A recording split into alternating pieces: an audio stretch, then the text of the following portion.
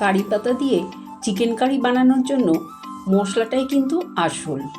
আমি এখানে 1 কেজি মাংস নিয়েছি আর মশলাটা করে নিচ্ছি। দেখো, গোটা গরম মশলা, জিরে, ধনে, মৌরি, গোলমরিচ সব কিছু শুকনো খোলায় ভেজে নিলাম। আর কারি পাতাটাও 1 চামচ তেল দিয়ে লো ফ্লেমে মুচমুচে করে ভেজে একসাথে মশলা বানিয়ে ফেললাম।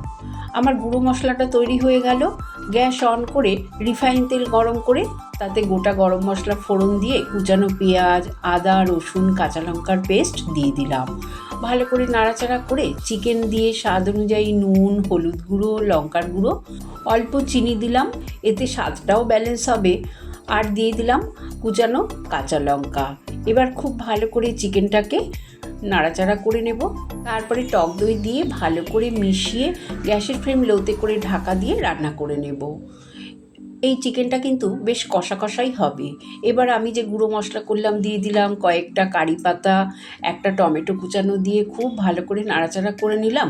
যখন ভালো মতন কষে চিকেনটা একদম সেদ্ধ হয়ে যাবে, নামানোর আগে পেঁয়াজের বেরেস্তা কয়েকটা কারি পাতা দিয়ে নামিয়ে নিলাম। এই চিকেন কারি গরম গরম রুটি পরোটার সাথে দারুণ লাগে।